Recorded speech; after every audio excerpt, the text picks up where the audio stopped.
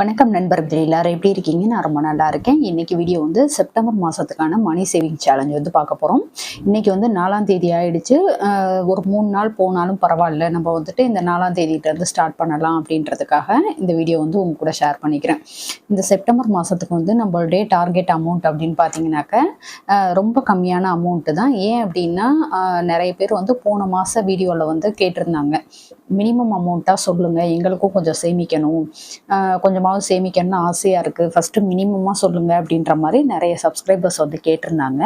So அவங்களுக்காக இந்த மாதம் வந்து 2 விதமாக நம்ம வந்து சேவிங்ஸ் பார்க்கலாம். ஒன்று வந்து மினிமமான அமௌண்ட்டு, இன்னொன்று வந்து மேக்ஸிமமாக நீங்கள் சேமிக்கணும் அப்படின்றதுக்குமே வந்து ஒரு சில டிப்ஸ் வந்து சொல்லியிருக்கேன். ஸோ வீடியோ வந்து ஸ்கிப் பண்ணாமல் ஃபுல்லாக பாருங்கள், ரொம்பவே யூஸ்ஃபுல்லாக இருக்கும். ஒவ்வொரு மாதமும் வந்து நம்ம சேவிங் சேலஞ்ச் போடுறது, அதாவது ஒவ்வொரு மாதத்துக்கும் ஸ்டார்டிங்கில் வந்து சேவிங் சேலஞ்ச் இந்த மாதத்துக்கு வந்து இவ்வளோ அமௌண்ட்டு சேமிக்கணும் அப்படின்னு சொல்லிட்டு நம்ம போடக்கூடிய இந்த வீடியோக்கு வந்து ரொம்ப சப்போர்ட் பண்ணுறீங்க. ஏன்னா உங்களுக்குமே வந்து சேமிக்கணும் அப்படின்ற ஆர்வம் இருக்குது அப்படின்றது தான் எனக்கு வந்து அதில் இருந்து தெரிஞ்சுக்கிட்டேன். ஸோ கண்டிப்பாக வந்து இந்த மாதமும் நம்ம எப்பவும் போல் சேர்ந்து சேமிக்கலாம். எவ்வளோ அமௌண்ட் வந்து சேமிச்சிருக்கோம் அப்படின்றத வந்து மந்த் எண்டில் வந்து நம்ம வந்து ஒவ்வொருத்தவங்க ஷேர் பண்ணிக்கலாம். ஸோ வந்து இந்த மாதத்துக்கான சேவிங்ஸ் சேலஞ்ச் வந்து பார்க்கலாம். ஃபஸ்ட்டு வந்து நம்ம நிறைய பேர் சொல்லக்கூடியது வந்து பணம் சேமிக்கவே முடியலை, என்கிட்ட வந்து அமௌண்ட் கொடுக்க மாட்டேன்றாங்க, அவங்களே எல்லா செலவும் பண்ணுறாங்க அப்படின்ற மாதிரியான கமெண்ட் வந்து நிறைய வருது. நிறைய பெண்கள் வந்து அது மாதிரி வந்து ஃபீல் பண்ணுறோம்.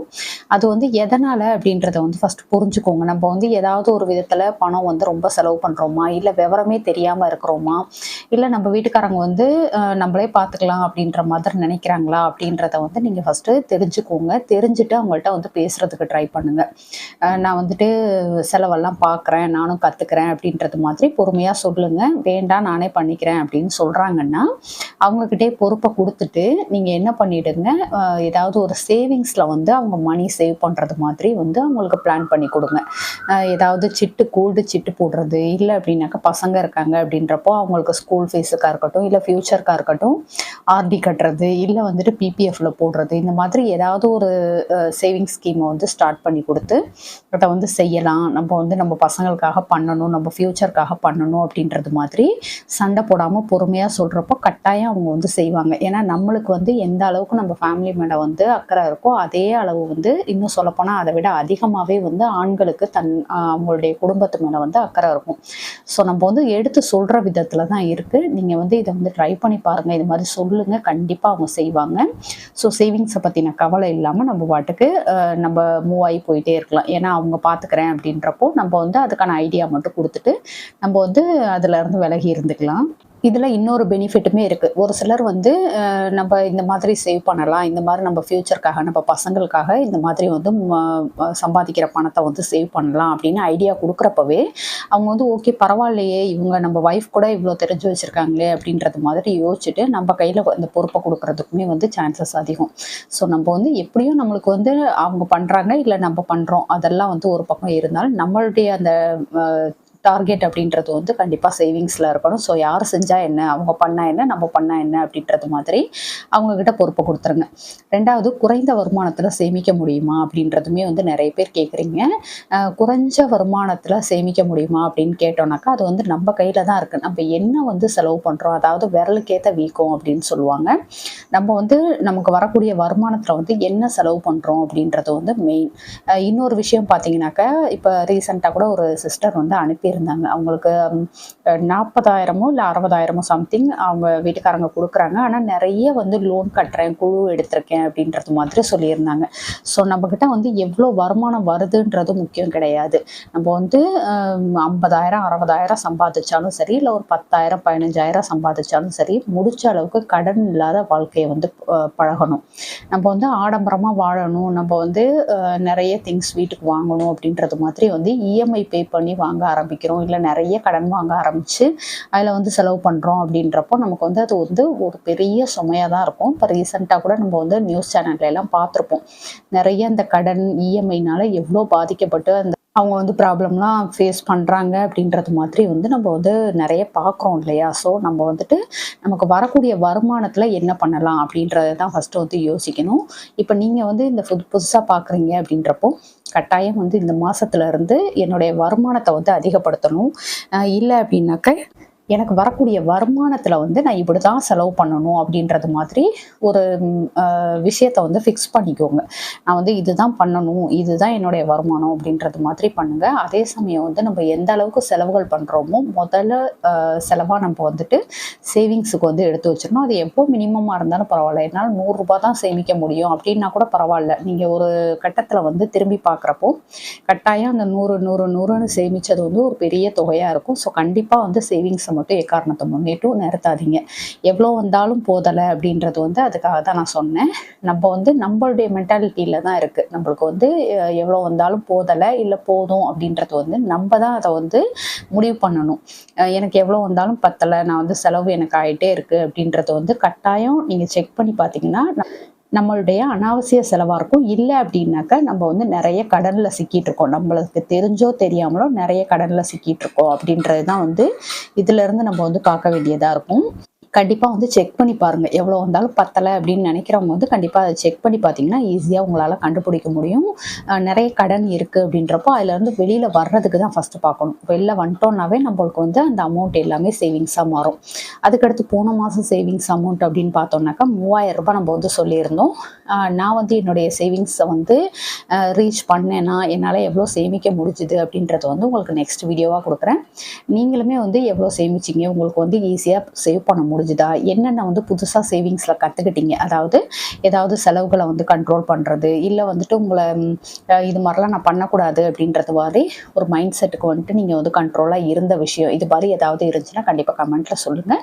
எல்லாருக்குமே அது வந்து யூஸ்ஃபுல்லாக இருக்கும். இப்போ செப்டம்பர் மாத டார்கெட் அமௌண்ட்டுன்னு பார்த்தோம்னாக்கா 2000 ரூபாய். ஏன்னா நிறைய சப்ஸ்கிரைபர்ஸ் வந்து கேட்டிருந்தாங்க, ஒரு மினிமமாக சொல்லுங்கள், ஒரு 2000 ரூபாய் அப்படின்ற மாதிரி சொல்லுங்கள், அதில் வந்து இந்த மாதம் நாங்கள் வந்து பழகிறோம் அப்படின்ட்டு. நிறைய பேர் இப்போ புதுசாக கல்யாணம் ஆனவங்க கூட கேட்டிருந்தாங்க, எங்களுக்கு வந்து இப்போ தான் ஸ்டார்டிங், அதனால ஒரு 2000 1000 ரூபாய் இப்படி சேமிக்கிறதுக்கு சொல்லுங்கள் அப்படின்ற மாதிரி. நம்ம வந்து மினிமமாக ஒரு 2000 ரூபாய் அந்த மந்த் எப்படி சேமிக்கலாம் அப்படின்றத வந்து பார்க்கலாம். இதுலேயே வந்து 4000 ரூபாய் எப்படி சேமிக்கலாம் அப்படின்றதுமே சொல்லியிருக்கேன். ஸோ கண்டிப்பாக வந்து பாருங்கள். கூடவே வந்து இதுக்கு முன்னாடி வந்துட்டு நான் ஒரு வீடியோ போட்டிருந்தேன், வரப்போகிற தீபாவளிக்கு வந்து எப்படி பணம் சேமிக்கிறது அப்படின்னு சொல்லிட்டு. இந்த தீபாவளிக்கான மணி சேவிங் சேலஞ்ச் வந்து ஏற்கனவே வீடியோ கொடுத்துருக்கேன். அதோடைய லிங்க் வந்து டிஸ்கிரிப்ஷனில் கொடுக்குறேன், தேவைப்படுறவங்க செக் பண்ணி பாருங்கள். இப்போ தான் நீங்கள் இந்த வீடியோ ஃபஸ்ட் டைம் பார்க்குறீங்கன்னா நம்ம திருச்சி தமிழ் யூடியூப் சேனலை சப்ஸ்கிரைப் பண்ணிவிட்டு பக்கத்தில் இருக்க பெல் பட்டன் அழுத்தி ஆல்ன்ற ஆப்ஷன் கொடுத்துக்கோங்க. அப்போ தான் நான் போடுற வீடியோடைய நோட்டிஃபிகேஷன் உங்களுக்கு உடனே வரும். நீங்கள் வீடியோ மிஸ் பண்ணாமல் பார்க்கலாம். கட்டாயம் அந்த வீடியோவுக்கு ஒரு லைக்கும் கொடுத்துக்கோங்க. ஒவ்வொரு சேவிங்ஸுமே நான் வந்து சொல்லிட்டு தான் இருக்கேன். கோல்டு சேமிக்கிறதா இருக்கட்டும், இல்லை பணம் சேமிக்கிறதா இருக்கட்டும், இது மாதிரி சேவிங்ஸ் வந்து சொல்லிகிட்டே இருக்கிறேன். அதில் வந்து உங்களுக்கு எது கரெக்டாக இருக்குதோ, எல்லாத்தையும் எல்லாராலையும் பண்ண முடியாது இல்லையா, உங்களுக்கு வந்து எது கரெக்டாக இருக்குது, என்ன அமௌண்ட்டை நம்மளால் சேமிக்க முடியும், நம்மளுடைய இன்கம் என்ன, இல்லை என்ன செலவு பண்ணுறோம், எவ்வளோ வந்து மாதம் நம்மளால் சேமிக்க முடியும் அப்படின்றது மாதிரி உங்களுக்குன்னு ஒரு கால்குலேஷன் வச்சுருப்பீங்க இல்லையா. அது மாதிரி ஒரு நம்ம சொல்லக்கூடிய அந்த சேவிங்ஸ் சேலஞ்சில் வந்து எது உங்களுக்கு சூஸ் பண்ணி எடுக்க முடியுதோ அது மாதிரி எடுத்துகிட்டு நீங்கள் வந்து கண்டினியூவாக சேமிக்க ஆரம்பிங்க. ஏன்னா நமக்கு வந்து அமௌண்ட் ஒரு பெரிய விஷயம் கிடையாது, இவ்வளோ சேமிக்கணும் அவ்வளோ சேமிக்கணும் அப்படின்றது வந்து பெரிய விஷயம் கிடையாது. உங்களுக்கு என்ன முடியும், இப்போ என்ன எடுத்துக்கிட்டிங்கனாக்கா என்னால் என்ன முடியும், எனக்கு என்ன வருமானம் வருது, நான் என்ன செலவுகள் பண்ணுறேன், எனக்கு எவ்வளோ கடன் இருக்குது, இந்த மாதிரி எனக்கு தான் தெரியும். ஸோ நான் தான் முடிவு பண்ணணும். அது மாதிரி முடிவு பண்ணிவிட்டு உங்களால் மாதம் ஒரு 500 ரூபாய் தான் சேமிக்க முடியுமா, கண்டிப்பாக அதை பண்ணுங்கள். அந்த 500 ரூபாய் கூட விடாதீங்க. ஏன்னா அது இருக்க அந்த சிறுதுளி பெருவெள்ளம்ன்றது மாதிரி ஒரு டைமில் நீங்கள் வந்து எடுத்து பார்க்குறப்போ நல்ல ஒரு அமௌண்ட்டாக அது வந்து சேமிச்சிருக்கும். ரெண்டாவது, வீட்டில் வந்து உண்டியல் வச்சு சேமிக்க பழகுங்க. ஏன்னா நம்ம வீடு வந்து தொடச்சி போட்ட மாதிரி ஆகிடக்கூடாது. ஒரு சிலர் வந்து என்ன பண்ணுவோம், ஒட்டு மொத்தமாக எடுத்துகிட்டு போயிட்டு பேங்க் அக்கௌண்ட்டில் போடுறது, இல்லை போஸ்ட் ஆஃபீஸில் போடுறது, அந்த மாதிரி பண்ணுவோம். அந்த மாதிரி பண்ணுறது வந்து தப்புன்னு சொல்லலை. இருந்தாலுமே வந்து வீட்டில் வந்து ஒரு பர்டிகுலர் அமௌண்ட் இருக்கிறது மாதிரியான ஒரு ஆள் வந்து நமக்கு துணைக்கு இருக்கிறது மாதிரியான ஒரு ஃபீல் கொடுக்குறது வந்து உண்டியலில் சேமிக்கக்கூடிய பணம் தான். ஏன்னா எப்போ வேணால் நம்ம வந்து உடச்சி எடுத்துக்கலாம் அப்படின்றது மாதிரியான ஒரு ஃபீல் இருக்கும். ரெண்டாவது, வீட்டில் எப்பயுமே நம்ம கண்ணுக்கு எதிர ஒரு அமௌண்ட் இருந்துகிட்டே இருக்கிறது மாதிரி ஒரு ஃபீல் கொடுக்கும். ஸோ கண்டிப்பாக வந்து உண்டியல் சேவிங்ஸை எக்காரணத்தை முன்னிட்டு நிறுத்தாமல் பண்ணுங்கள்.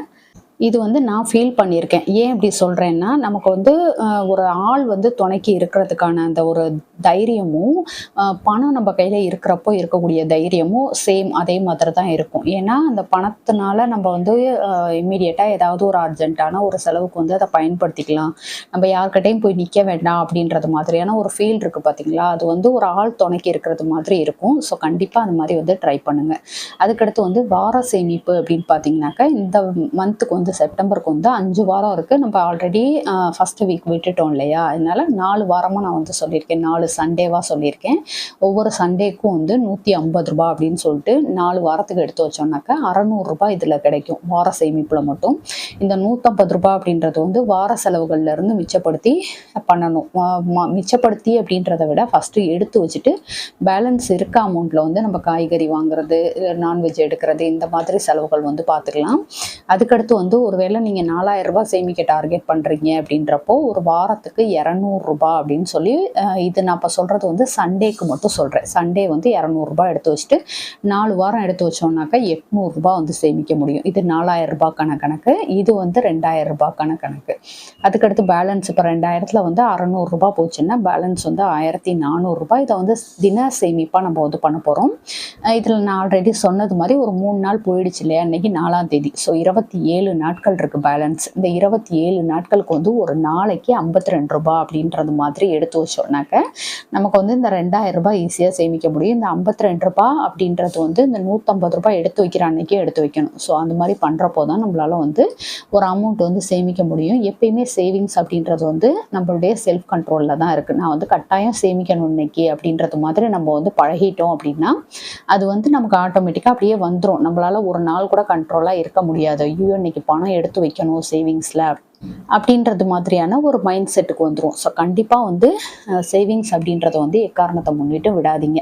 இப்போ 4000 ரூபாய் சேமிக்கணும் அப்படின்றவங்களுக்கு வந்து ஏற்கனவே இந்த வார சேமிப்பில் 800 ரூபாய் சேமிச்சிருக்கீங்க அப்படின்றப்போ மிச்சம் இருக்கிறது வந்து 3200 ரூபாய். இந்த 3200 ரூபாய் வந்து ஒரு நாளைக்கு 118 ரூபாய் அப்படின்னு சொல்லிட்டு 27 நாளைக்கு எடுத்து வைக்கிறப்போ உங்களுக்கு வந்து 4000 ரூபாய் சேவ் பண்ண முடியும்.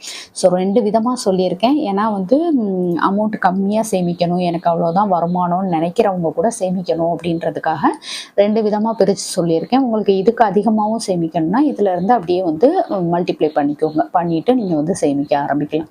சேவிங்ஸ் அப்படின்றது வந்து ஒரு பெரிய விஷயம்லாம் கிடையாது. நம்ம பழக பழக அது வந்து ஈஸியாக நமக்கு வந்து வந்துடும்.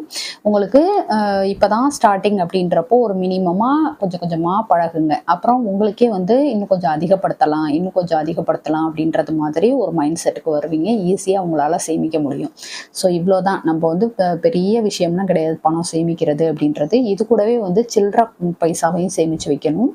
அது வந்து தனியாக ஒரு டப்பாலையோ இல்லை ஒரு உண்டியல் வச்சோ நீங்கள் வந்து சேமிக்க ஆரம்பிக்கிறீங்க அப்படின்றப்போ அது ஒரு பல்கான அமௌண்ட்டாக உங்களுக்கு வந்து கிடைக்கும். சில்லற பைசாவில் கூட தங்கம் வாங்க முடியும் அப்படின்னு சொல்லிட்டு நான் ஆல்ரெடி வீடியோ போட்டிருக்கேன், நான் வாங்கியிருக்கேன். அந்த வீடியோட லிங்க்குமே வந்து டிஸ்கிரிப்ஷனில் கொடுக்குறேன், தேவைப்படுறவங்க செக் பண்ணி பாருங்கள். அதோட மறக்காமல் ஆகஸ்ட் மாதம் உங்களால் எவ்வளோ அமௌண்ட்டு சேமிக்க முடிஞ்சுது, எப்படி வந்து அதை வந்து கரெக்டாக ரீச் பண்ணிங்களா இல்லையா அப்படின்றதெல்லாம் வந்து கண்டிப்பாக கமெண்ட்டில் சொல்லுங்கள். நான் வந்து என்ன சேமித்தேன், என்னால் வந்து அந்த அமௌண்ட் வந்து சேமிக்க முடிஞ்சுதா அப்படின்றது மாதிரியான விஷயங்கள்லாம் வந்து உங்களுக்கு அடுத்த வீடியோவில் வந்து போஸ்ட் பண்ணுறேன். ஓகே ஃப்ரெண்ட்ஸ், இந்த வீடியோ உங்களுக்கு பிடிச்சிருந்தா லைக் பண்ணிக்கோங்க, உங்கள் ஃப்ரெண்ட்ஸுக்கும் ஷேர் பண்ணுங்கள். நம்ம திருச்சி தமிழ் யூடியூப் சேனலை கண்டிப்பாக சப்ஸ்கிரைப் பண்ணிவிட்டு பாருங்கள். தேங்க்யூ.